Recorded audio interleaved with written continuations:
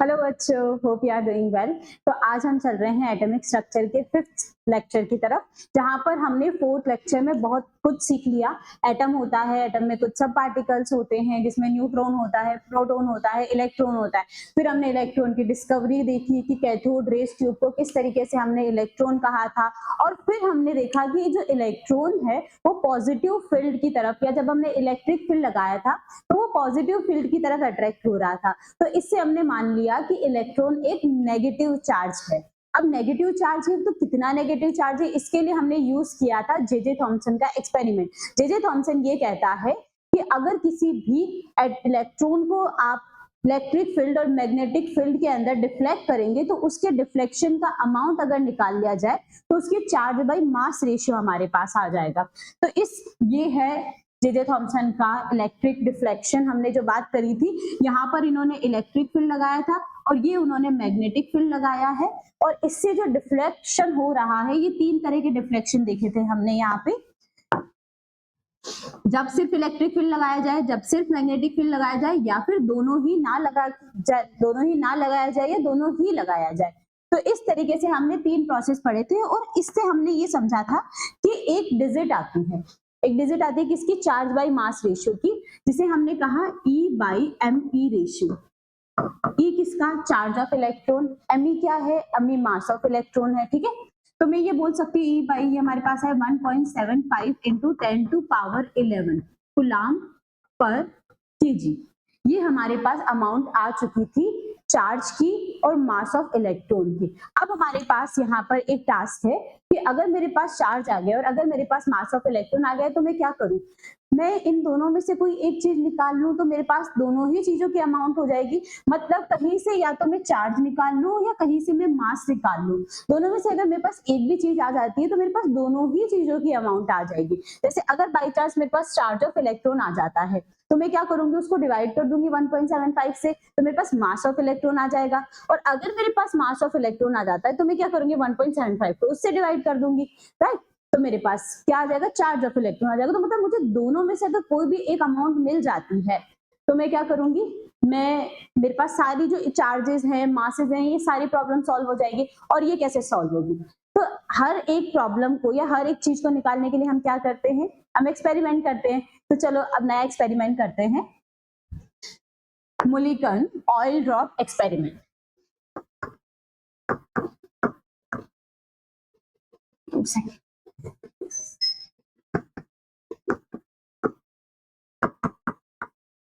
मुलिकन्स oil drop experiment. तो experiment हम याद नहीं रखेंगे, हम एक्सपेरिमेंट को समझेंगे। आप ये समझो कि आपको नाम भी नहीं पता एक्सपेरिमेंट का, ठीक है। तो हमने एक ऐसा कंटेनर लिया, या आप बोल सकते हो चैम्बर लिया। सबसे पहले चैम्बर बनाते हैं, तो सबसे पहले फर्स्ट चीज हमारे पास में क्या है, चैम्बर। एक मैंने चैम्बर लिया ऐसा स्ट्रेट, जैसे अपने बाटी का कुकर होता है वैसा।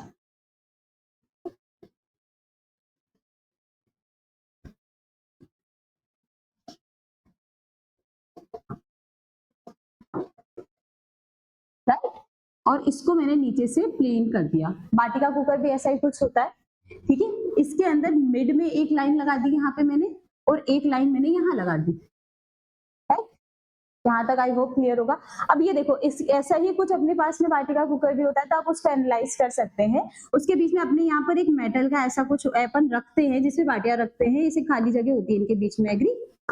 तो यहाँ पे खाली स्पेस होगा, ओके।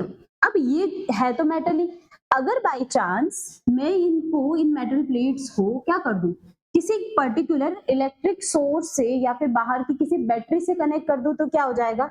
हमें पता है कि जब भी हम दो मेटल्स प्लेट को बैटरी से कनेक्ट करते हैं तो उनमें चार्जेस आ जाते हैं। मैंने इसको बाहर से बैटरी से कनेक्ट कर दिया किसी,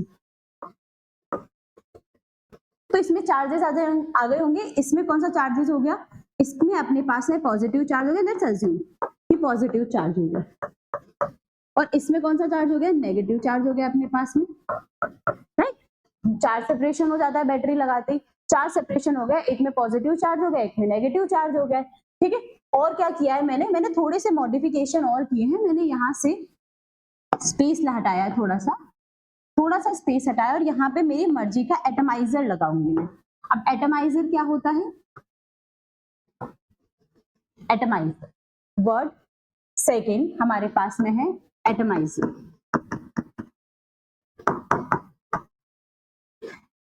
बात करते हैं एटमाइजर की। एटमाइजर हम डेली यूज करते हैं, ऐसे कोई बड़ी चीज नहीं है। वर्डिंग अगर हम किसी भी केमिस्ट्री को डेली लाइफ से रिलेट करें तो वो बहुत इजी गोइंग हो जाएगा हमारे लिए। अभी एटमाइजर की बात करते हैं तो एटमाइजर क्या करेगा? लिक्विड है या गैस है उसको एटम में कन्वर्ट करेगा। एटमाइजर वर्ड पे जाएं तो कि कोई लिक्विड है कोई गैस है उसको छोटे छोटे पार्टिकल्स में कन्वर्ट कर देगा, उसके एटम में कन्वर्ट कर देगा। और अगर हम देखें हमारी डेली लाइफ में तो परफ्यूम उसका बहुत अच्छा एग्जाम्पल है। परफ्यूम के बॉक्स में या डिब्बे जो भी होता है केन में उसके अंदर लिक्विड भरा हुआ होता है। जैसे ही हम पंप से प्रेशर देते हैं तो जो लिक्विड होता है वो एटम्स में या छोटे छोटे पार्टिकल्स में ब्रेक इट आउट होता है और पार्टिकल्स में हमारी बॉडी पे आता है। तो मतलब उसको उसने क्या कर दिया? फैला दिया या उसने एटम में कन्वर्ट कर दिया लिक्विड को। तो अपन एक परफ्यूम को एटमाइजर बोल सकते हैं। और परफ्यूम किस प्रोसेस पे काम करता है? प्रेशर के प्रोसेस पे काम करता है। तो मैंने यहाँ पे एक एटमाइजर लगा दिया।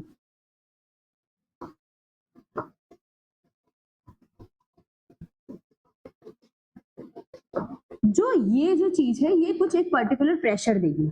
अब एटमाइजर है पर एटम बनाना किसका है मैम? एटम बनाना है जैसे परफ्यूम में होता है तो जो परफ्यूम होता है लिक्विड होता है या ऑयल होता है उसके अंदर फ्रेग्रेंस मिलाई जाती है उसको एटम में कन्वर्ट करता है। तो ये किसको एटम में कन्वर्ट करता है? यहाँ पे हम लेंगे ऑयल। तो हमारे पास तीसरा जो चीज चाहिए वो चाहिए हमें ऑयल। ठीक है, ये हमारे पास में क्या है? Metal plates.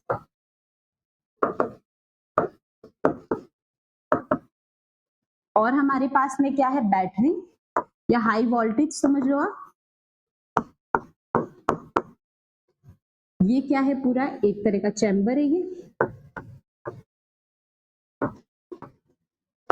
ठीक है, अभी तक हमने और कुछ नहीं लगाया है। और ये हमारे पास में एटमाइजर। ठीक है, यहाँ तक I think everything is clear कि हमने ये सब चीजें क्या क्या क्या लगाई है, क्यों लगाई है, इसको मैं थोड़ी डिटेल में समझाऊंगी। बट क्या लगाई है I think it is clear. अब एटमाइजर है, ऑयल भरा है, तो स्पेसिफिकली ऑयल क्या करेगा? यहाँ पर ऑयल जैसे ही यहाँ से इसको पंप करूंगी मैं, प्रेशराइज दूंगी, ये क्या होगा? ऑयल यहाँ पे आएगा और यहाँ पे एटम में बिखर जाएगा। ऐसे छोटे छोटे एटम पार्टिकल्स में बिखर जाएगा, एटम या पार्टिकल्स में, राइट। अब मुझे यहाँ पे तो ये आ गया, अब इसका कर क्यों रहे हम? कर यहाँ पे चार्जेस है। ठीक है, मैंने क्या करा? मैंने यहाँ पर एक छोटी सी जगह पे जगह रख दी। यहाँ पे इतनी जगह रखी मैंने कि सिर्फ एट ए टाइम एक पर्टिकुलर एटम ही जा सके। ये तो आपको बड़ी लग रही है जगह, बट अपन इसको जूम करके देखेंगे कि एट पर्टिकुलर टाइम पर क्या होगा? एक पर्टिकुलर टाइम पर एक ही एटम जा सके। ठीक है, तो यहाँ पे इतने सारे एटम है, मैंने मान लिया कि एक पर्टिकुलर टाइम पर एक एटम या एक ड्रॉप गिर रही है। एक एटम नहीं बोलेंगे, एक ड्रॉप गिर रही है। ठीक है, ड्रॉप गिर रही है। अब ऑयल ही क्यों लिया? अब क्वेश्चन है हमारे पास में, थर्ड मैंने ले लिया है ऑयल, फोर्थ मैंने ले लिया है हाई वोल्टेज, और क्या लिया है मैंने? Metal plates.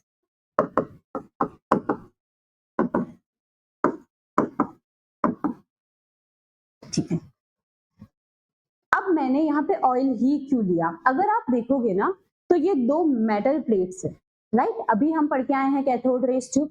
दो मेटल प्लेट है, एक पर नेगेटिव चार्ज है और एक में पॉजिटिव चार्ज है। तो हमने ये देखा है कि जो कैथोड रेज होती है वो कहाँ से मूव करती है? कैथोड से। कहाँ पे मूव करती है? एनोड पर। तो डेफिनेटली यहाँ से कुछ इलेक्ट्रॉन मूव कर रहे होंगे जो एनोड की तरफ जा रहे होंगे, because they are positively attracted, positively charge attracted, तो ये यहाँ से जा रहे होंगे। अब बीच में इनको कोई ऑयल की ड्रॉप मिलेगी और हम जानते हैं कि एक ऑयल बेग बहुत अच्छे से स्टिक कर सकता है किसको? इलेक्ट्रॉन्स को, चार्ज पार्टिकल को। दूसरा वेपराइज नहीं होता है। तो हमने जितना ऑयल लिया है उतना अच्छा एक्सपेरिमेंट होगा। तो ऑयल लेने का रीजन ही हमारे पास ये है कि ये इलेक्ट्रॉन को अट्रैक्ट कर लेगा अपनी तरफ। ठीक है, तो अगर मैं इस पर्टिकुलर ड्रॉप की बात करूं, सिर्फ इस पर्टिकुलर ड्रॉप की, इसको साइड करते हैं।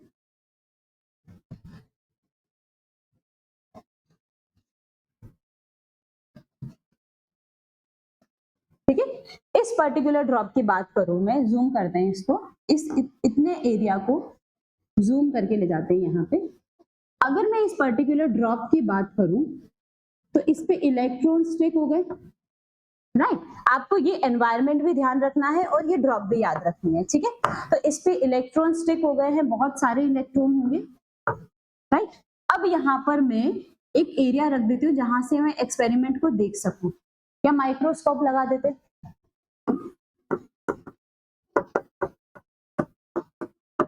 ठीक, मैंने माइक्रोस्कोप लगाया और मैंने देखा कि ये जो ऑयल की ड्रॉप है ये क्या हो रही है, ये कांस्टेंट है, ना ये नीचे गिर रही है ना ये ऊपर गिर रही है।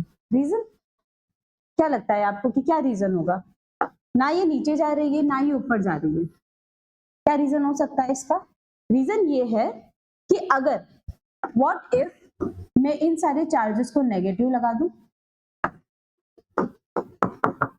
और व्हाट इफ मैं इन सारे चार्जेस को पॉजिटिव कर दूं, क्या होगा? इलेक्ट्रॉन तो मूव ही कर रहे हैं, किस डायरेक्शन में? कैथोड से एनोड की डायरेक्शन में। अब कोई भी ऑयल ड्रॉप है उस पे ग्रेविटेशनल फोर्स लगेगा नीचे की तरफ, राइट। तो नीचे की तरफ लग रहा है ग्रेविटेशनल फोर्स,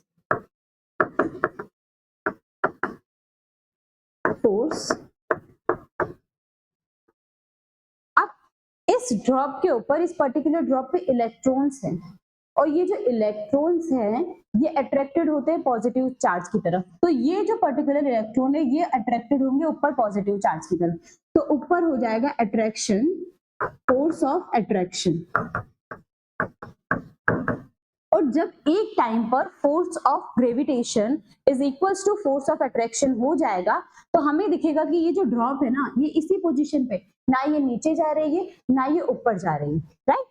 तो मैं कहीं से भी अगर ये अमाउंट निकाल सकूं बाय एक्सपेरिमेंट कि ये कितने फोर्स से अट्रैक्ट हो रही है टुवर्ड्स अपसाइड, तो मुझे उससे क्या पता चल जाएगा? अट्रैक्ट कराने वाला कौन है? अट्रैक्ट कराने वाला इलेक्ट्रॉन ही करा रहा होगा ना अट्रैक्ट। तो अगर मुझे पता चल जाए कि कितने फोर्स से ऊपर की तरफ अट्रैक्ट हो रही है तो मैं ये निकाल लूंगी कि कितने इलेक्ट्रॉन्स होंगे, क्योंकि एक इलेक्ट्रॉन इतना फोर्स करेगा, दो इलेक्ट्रॉन इतने फोर्स लगाएंगे, तीन इलेक्ट्रॉन इतने फोर्स लगाएंगे।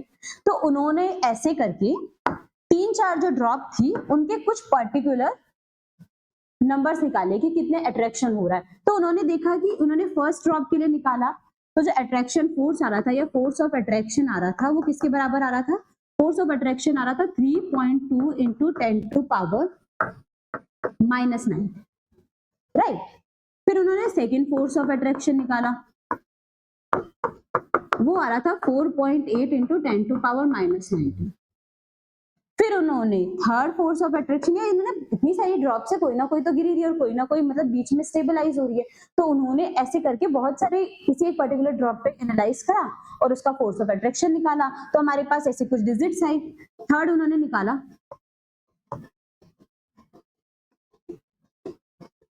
6.4 इंटू 10 टू पावर -19। ऐसे करके उनको बहुत सारी डिजिट्स मिली।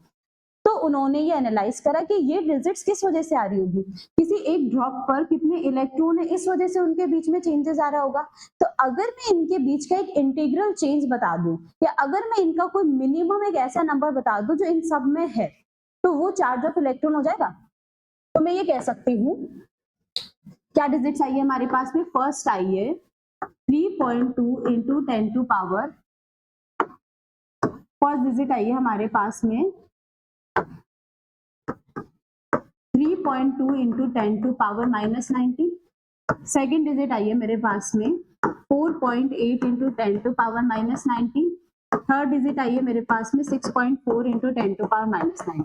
आई होप आपको ये दिख रहा होगा कि मैंने कुछ तो यहाँ पे ट्रिक लगाई है और कुछ वो जो आप एनालाइज कर पा रहे हो। तो उन्होंने कहा कि ये अगर किसी ड्रॉप पर जितने नंबर ऑफ इलेक्ट्रॉन्स होंगे उसी की वजह से वो अट्रैक्शन हो रहा होगा। तो एक ड्रॉप पर किसी पे 3 होंगे, किसी पे 5 होंगे, किसी पे 6 होंगे, मुझे एक का चार्ज चाहिए।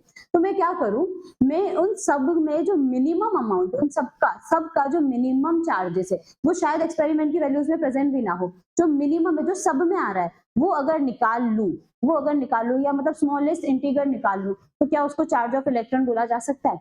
तो देखते हैं। इन सब में मुझे एक चीज कॉमन लग रही है, ये सब इंटीजर है 1.6 इंटू 10 टू पावर माइनस 19 को। कैसे है देखो, अगर मैं इसको 2 से मल्टीप्लाई करूंगी तो ये आएगा, 3 से मल्टीप्लाई करूंगी तो ये आएगा, 4 से मल्टीप्लाई करूंगी तो ये आएगा। तो उन्होंने ये कहा कि the charge of electron, just a second,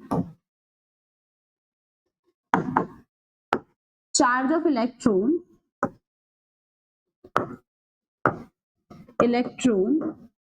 is a integer of integer, overall integer, ये जितना फोर्स ऑफ अट्रैक्शन लग रहा है वो n और e के बराबर होगा, ठीक है। और e कितना है, इससे हमें पता चला कि जो फोर्स ऑफ अट्रैक्शन था वो इंटीजर ऑफ इलेक्ट्रॉन का चार्ज लिखोगे यहाँ पे, फोर्स ऑफ अट्रैक्शन, अट्रैक्शन किसके बराबर होगा, फोर्स ऑफ अट्रैक्शन होगा n e के, और e क्या आया है वो स्मॉलेस्ट डिजिट, तो चार्ज ऑफ इलेक्ट्रॉन या e को मैं क्या बोल सकती हूँ 1.6 into 10 to power minus 19 coulomb. यहां से मेरे पास में चार्ज ऑफ इलेक्ट्रॉन आ जाता है, किसी एक इलेक्ट्रॉन पर चार्ज कितना है। Hope you are understanding very well की what I want to see. चलो एक बार एक्सपेरिमेंट देख लेते क्या है।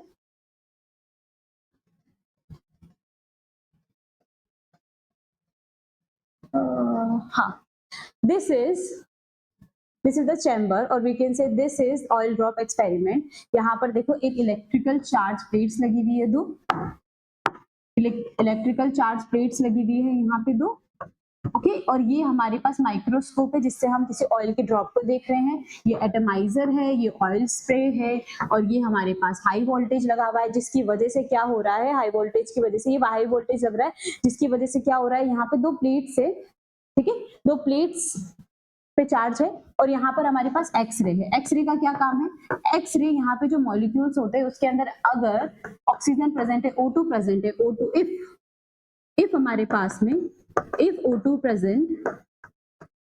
present then dissociate into ions, okay. तो ये ओवरऑल एक्सपेरिमेंट होता है ऑयल ड्रॉप एक्सपेरिमेंट। आई होप आपको ये थोड़ा सा समझ में आया है कि ऑयल ड्रॉप एक्सपेरिमेंट क्या है। तो इससे हमने एनालाइज करा कि ओवरऑल चार्ज कितना आएगा किसी एक इलेक्ट्रॉन के ऊपर, 1.6 इंटू 10 टू पावर 19, ठीक है। ये क्लियर हो गया हमको, 1.6 इंटू 10 टू पावर 19। अब हमें पता है चार्ज और मास रेशियो हमें आता है, ठीक है। चार्ज ऑफ मास रेशियो क्या था, charge of mass ratio is equals to E by me is equals to 1.75 into 10 to power 11 coulomb per KG, right. यही है चार्ज बाय मास रेशियो। इसमें से मेरे पास चार्ज तो आ गया ना, रखो 1.6 into 10 to power minus 19 divided by 1.75 into 10 to power 11, ये कूलम है, ये कूलम पर केजी है, ठीक है, is equals to mass of electron. तो मेरे पास मास ऑफ इलेक्ट्रॉन कितना आ जाएगा, अगर आप इसको सॉल्व करोगे तो आपके पास आएगा 9.1 into 10 to power minus 31 kg. इससे मेरे पास मास ऑफ इलेक्ट्रॉन भी आ चुका है। तो मेरे पास चार्ज ऑफ इलेक्ट्रॉन आ गया, मेरे पास मास ऑफ इलेक्ट्रॉन आ गया, मेरे पास इलेक्ट्रॉन की सारी चीजें आ गई, जितनी भी डिटेल्स मुझे इलेक्ट्रॉन के बारे में चाहिए थी वो सारी आ गई है। टेक्निकली अब वापस एक बार अगर समराइज करें तो इलेक्ट्रॉन का चार्ज कितना होता है 1.6 into 10 to power minus 19 coulomb. Mass of electron कितना होता है 9.1 इंटू 10 टू पावर माइनस 31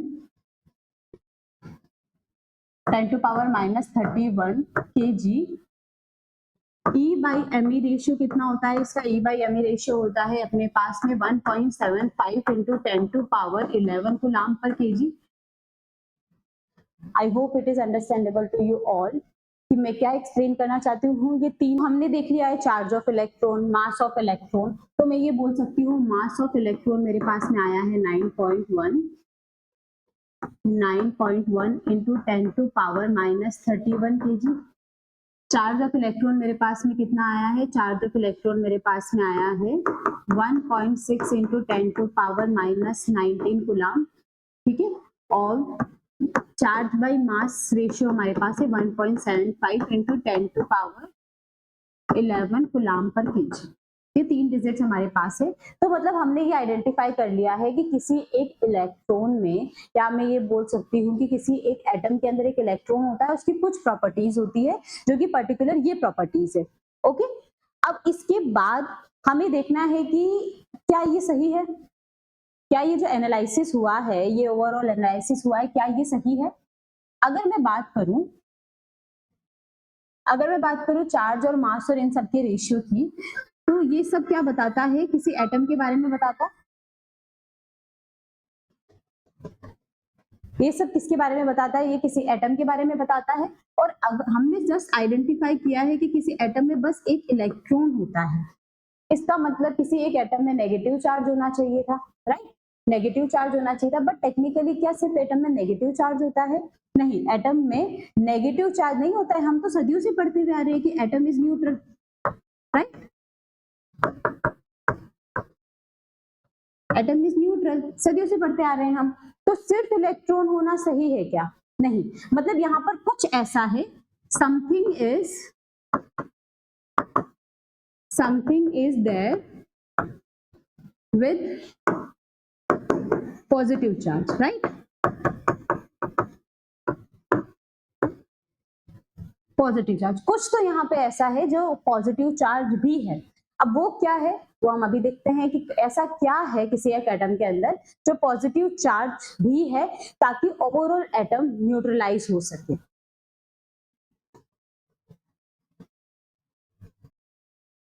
तो इस चीज को आइडेंटिफाई करने के लिए हम वापस वही एक्सपेरिमेंट पे जाएंगे। कौन से एक्सपेरिमेंट पे? कैथोड रेज वाले एक्सपेरिमेंट पे। कैथोड रेज एक्सपेरिमेंट क्या कहता है कि ऐसा कुछ तो है जो पॉजिटिव से, या मैं ये बोल सकती हूँ ऐसा कुछ तो है जो नेगेटिव से किस तरफ आ रहा है, पॉजिटिव की तरफ आ रहा है, राइट, ऐसा कुछ तो है जो नेगेटिव से पॉजिटिव की तरफ आ रहा है। सेम अगर मैं इसी एक्सपेरिमेंट को वापस बनाऊं, अगर इस एक्सपेरिमेंट की बात वापस करें हम, एक्सपेरिमेंट ऐसा था, इसे हम कैथोड रेज ट्यूब बोल रहे थे, राइट, और ये हमारे पास में हाई वोल्टेज था, अमीटर है हमारे पास में, मेटल प्लेट्स लगी हुई है हमारे पास में जो कुछ बहुत अच्छे कंडक्टर हैं, ठीक है। ओवरऑल हम इसको शॉर्ट फॉर्म में ऐसा बनाएंगे। अब देखो यहाँ पर जो था ये नेगेटिव चार्ज था, इसे कैथोड बोल दिया गया था, ये पॉजिटिव चार्ज था, इसे एनोड बोल दिया गया था, और कुछ जो चार्जेस हैं वो यहाँ से यहाँ जा रहे होंगे। तो डेफिनेटली अगर कोई नेगेटिव चार्ज इस डायरेक्शन से उस डायरेक्शन में जा रहा है तो ऐसा कुछ तो होगा जो इस डायरेक्शन से इस डायरेक्शन में आ रहा होगा, because we know that negative charge, we can say कि the charge moves, opposite charge moves in opposite direction। तो ऐसा कुछ तो है जो इस डायरेक्शन से इस डायरेक्शन में आ रहा होगा। बट अगर ऐसा कुछ है तो हमने तो इनिशियली एक्सपेरिमेंट किया था ना कि 50% ये भी हो सकता है कि कुछ कैथोड से एनोड की तरफ जा रहा है, या फिर कुछ एनोड से कैथोड की तरफ जा रहा है, तो उस टाइम आ जाना चाहिए था। फिर अगर ऐसा कुछ इधर से उधर भी जा रहा है तो कुछ तो लैग कर रहे हैं हम। तो फिर देखा गया कि क्या पता ऐसा हो कि जिस स्पीड से कैथोडिक रेज जा रही है, या जिस स्पीड से वो इस मेटल प्लेट को तोड़ के निकल रही है और इधर जा रही है, उस स्पीड से उधर से जो कुछ आ रहा होगा वो नहीं आ पा रहा है। तो क्या किया गया कि भाई यहाँ पे हाँ जो मेटल है इस पे तो नहीं जाएगा, तो इसकी वजह से हमने एक नया इलेक्ट्रोड तैयार करा जो इन रेस के आइडेंटिफाई करने के लिए था। उस इलेक्ट्रोड के अंदर हमने एक छोटी छोटी जगह रख दी थी, अगर कुछ है तो वो उन जगहों से निकल जाए, और उन जगहों को हमने बोल दिया था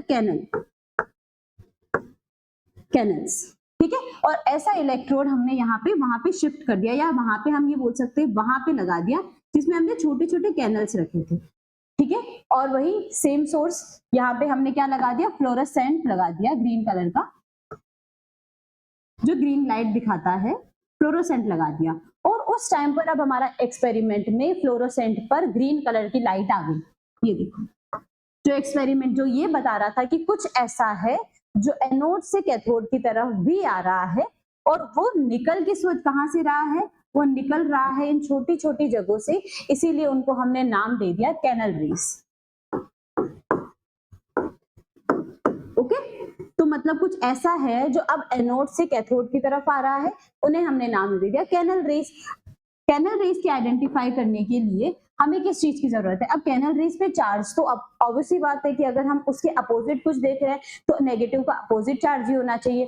तो हमने यहाँ पे लगाया इलेक्ट्रिक फील्ड, पॉजिटिव और नेगेटिव इलेक्ट्रिक फील्ड लगाया, और हमने देखा कि जो ये इलेक्ट्रॉन है ये ना नेगेटिव या सॉरी नॉट इलेक्ट्रॉन, ये जो रेज है या जो कैनल रेज है ये नेगेटिव की तरफ शिफ्ट हो रही है। तो मींस इनके ऊपर कौन सा चार्ज है, कौन सा चार्ज है, पॉजिटिव चार्ज है, राइट। तो मतलब कंक्लूजन क्या निकाला जा सकता है, कंक्लूजन निकाला जा सकता है first, they moves from canal, that's why canal rays. Okay, second, in electric field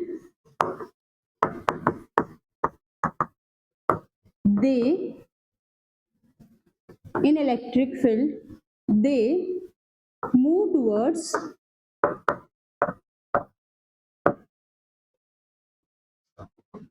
negative direction, so positive charge. अब ये जो लाइन है ये बहुत इंपॉर्टेंट है, they are the ions of gas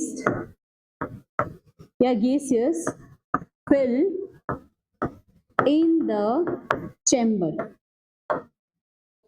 मतलब कहने का मतलब ये है कि ये उन्हीं गैसेस के आयंस हैं जो चैम्बर में भरी जाती है। मतलब ये जो चैम्बर है इसके अंदर हमने गैस तो भरी थी ना, हाइड्रोजन गैस, उन्हीं के कोई आयंस होंगे, हाइड्रोजन भरो, कोई भी इनर्ट गैस, नियॉन भरो एंड सो ऑन, तो ये उन्हीं के आयंस होंगे। मतलब अगर मैं कोई गैस ले रही हूँ, अज्यूम कर लो कि मैंने कोई एक्स गैस ली है, एक्स गैस, तो ये उन्हीं के ही आयंस होंगे, X positive charge gas plus N number of electrons. वो इलेक्ट्रॉन्स जो हैं वो क्या हो जाएंगे, वो कैथोड रेज में कन्वर्ट हो जाएंगे। और ये जो पॉजिटिव चार्ज है होगा क्या, यहाँ पे मेटल है, ठीक है, तो ये कैथोड से जो मेटल है, ये कैथोड से जो रेज है वो एनोड की तरफ जा रही है।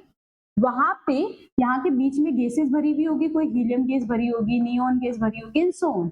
ये जो गैसेस भरी हुई है ये क्या करेगी, इन गैसेस से ये इलेक्ट्रॉन्स, इन गैसेस से इलेक्ट्रॉन को तो अपने साथ ले जाएंगे, बट जो आयन बच जाएंगे अब वो आयन किस तरफ मूव करेंगे, वो फिर नेगेटिव चार्ज की तरफ मूव करेंगे, तो वो अब कैथोड की तरफ मूव करेंगे। हाँ, तो इसको लिखो फोर्थ पॉइंट, दे मूव्स टुवर्ड्स कैथोड। ओके, तो इनको एनोडिक रेज भी कहा जा सकता है। आई होप इट इज अंडरस्टैंडेबल कि क्या कहना चाह रही हूं मैं। तो मतलब टेक्निकली अगर हम समझे तो किसी भी कैथोडिक रेज के अंदर कितनी गैस भरी हुई है वो हम बोल सकते हैं वो उसका ओवरऑल बिहेवियर है। ओके, तो मैं ये कह सकती हूँ कि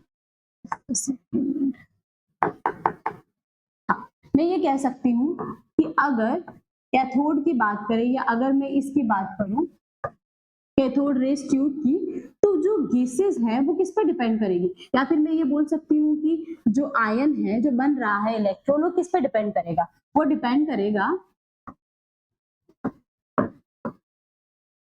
उसमें भरी हुई गैस पे। अगर मैं नियॉन भरूंगी तो उस पे, अगर मैं हीलियम भरूंगी तो उस पे। So they depends on the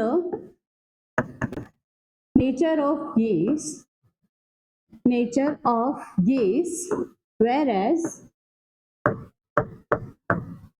cathodic rays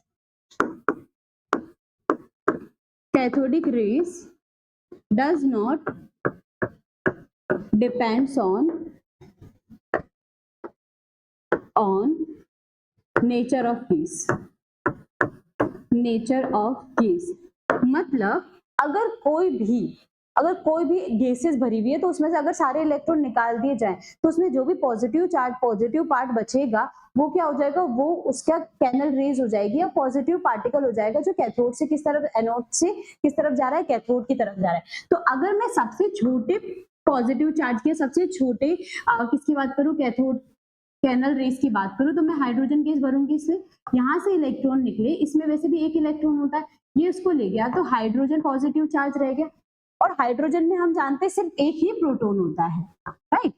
तो जो smallest canal rays are H+ क्योंकि उसमें सिर्फ एक पॉजिटिव चार्ज है एंड उसी को हमने क्या कह दिया, प्रोटॉन कह दिया। So these are known as smallest canal rays क्या है, H प्लस है और उसी का नाम हमने क्या रख दिया, प्रोटॉन रख दिया। तो ऐसे हमने डिस्कवरी करी प्रोटॉन की।